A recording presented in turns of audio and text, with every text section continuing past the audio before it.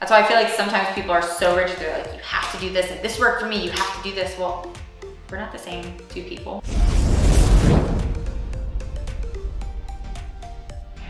Hey gang, welcome back to another video. This week we're going to be talking about accountability.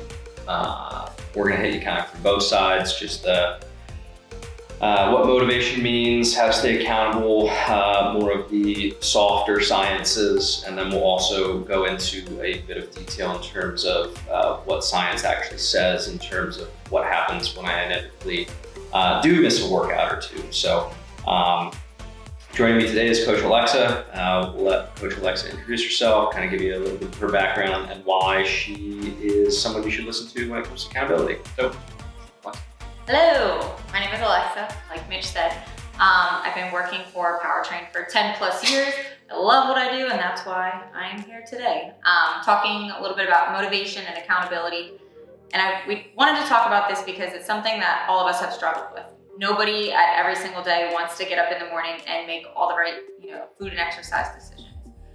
So something that, I've struggled with in the past is I'll do really, really well for so long, but okay, fall off for a couple of days and getting on and back on and off every time. So I feel like it's awesome to be able to have resources that you can bounce ideas off of where, if you miss a workout or two in the middle of the week, is that gonna, send you sailing down? Or, if you eat perfect for a week, do you have to have a cheat meal and things like that? Do you have to be so rigid? But I think both of us would agree it's more about your lifestyle, making good overall lifestyle decisions. So we're gonna get into that a little bit.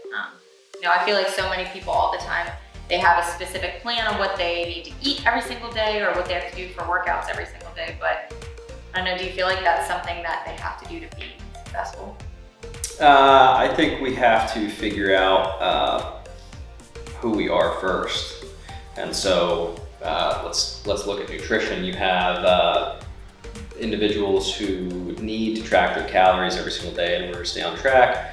And then you have the group of people that makes it worse. So I think a lot of times we turn on social media and we see our favorite coach or trainer telling us what we have to do, and then we stick with that piece of advice, and then we hate it from the start, and then we fall off. And a case in point is if keto works and paleo works and vegetarianism works and whatever diet works, if all these diets work, is it really the diet that's working, or is it the individual who has found something that, number one, they can stay consistent with, and number two, that they can actually enjoy? So that would be my advice. The first thing before you do anything is to figure out what makes me tick, what do I like, what do I don't like, and then build your program around that. I mean, see, like if you were to tell me I can't eat carbs, I'd lose my mind. I would be truly unhappy. So like for me, that kind of stuff would never work. Or if you told me, Alexa, you absolutely have to do pull-ups every single day for the rest of your life also. Like I ain't gonna do that because I hate those things. Everything in moderation. Maybe sometimes I can have more carbs or less carbs, and maybe sometimes I'll do chin-ups. Like to me, that is what's so important, is like not hating everything that you do. I talked about before, if you absolutely can't get up in the morning and you despise morning workouts, don't make yourself do that. Maybe you find another time at lunch hour or later in the day to work out, because you shouldn't hate every time that you're going to work out, or you shouldn't, hate every meal that you're gonna eat feeling like, oh, I have to eat salads every meal. Like, I'm not gonna do that. That's not, what's your quality of life at that point? It's like we should be able to enjoy certain types of things and everything in moderation, but not needing to be perfect. And everybody's gonna be different. What works for you isn't gonna work for me, and vice versa, as everybody as an individual. That's why I feel like sometimes people are so rigid. They're like, you have to do this, and this worked for me, you have to do this. Well, we're not the same two people. Our whole business model is that everybody is different, so treat people as individuals. I feel like that's such an important point, because everyone's got an opinion. You see so many things on Instagram.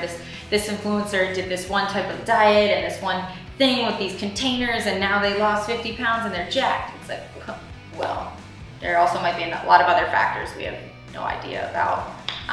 Plus, what worked for them probably won't work exactly the same for you, but people just feel so opinionated all the time that my way is the best way. Do what I did and you'll get this. I don't agree with that, for sure. Yeah, Instagram is a dangerous place to get information from, and it's not knocking an individual's success, but I think we have to be pretty skeptical if someone is saying that one specific thing is causing them success. I think also from there we have to, we've thrown out all of these charlatans who are telling you to do something crazy. We started to figure out, okay, what makes me tick? I like these certain things. I'm not someone who can track calories, whatever it is. From there, I think we have to look at our, what is your goal and what is it going to take to reach that goal?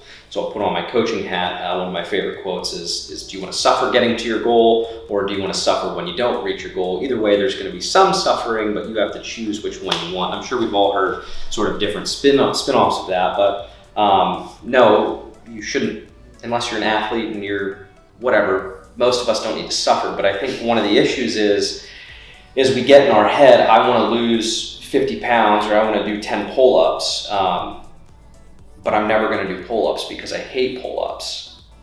And so that's where the cognitive dissonance comes in, and now we start to hate it even more. I'm avoiding the things I need to do. But just like Alexa said, I don't have to go in and hit pull-ups every single day, but I do think a lot of us fall in that camp of our goals don't align with our expectations and what we're doing to obtain those goals. So that's just a hard conversation to have, because a lot of times it comes out our lazinesses, our dispositions, whatever we're doing, whether we're actively we're trying to avoid whatever it is. But I would encourage you, I mean, if you can have those conversations with yourself, or more importantly with a coach, and be real with yourself and have some of these deeper conversations, it's going to set you up to be more realistic with where you need to go. I feel like too, it's like your willingness to have that self-discipline. You know, I feel like we all have those times where like you really get in the zone. You're like, all right, I'm gonna do this. I'm gonna go to the grocery store. I'm gonna buy everything that I need. I'm gonna meal prep. I'm gonna do this. I'm gonna have a plan. And then it's like, okay, day 1, I killed it. Everything went perfect. Day 2, perfect. All right, day 3, okay, I did this, and this. Day 4, and it's like, okay, you're extremely motivated at the beginning, and then something happens, like it could get derailed quickly.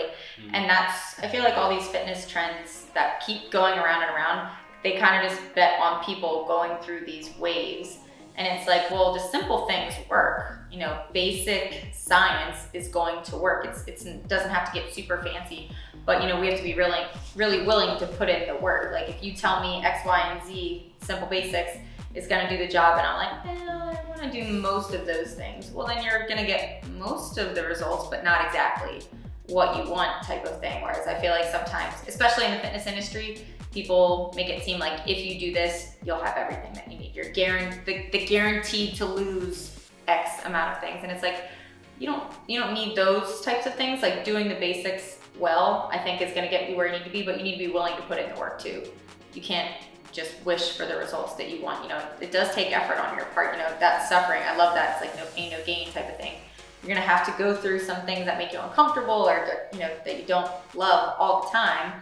You know, at the end of the day, this is part of your lifestyle. You want to enjoy making good, healthy decisions for yourself, but you got to put in some work to be able to get the results that you want.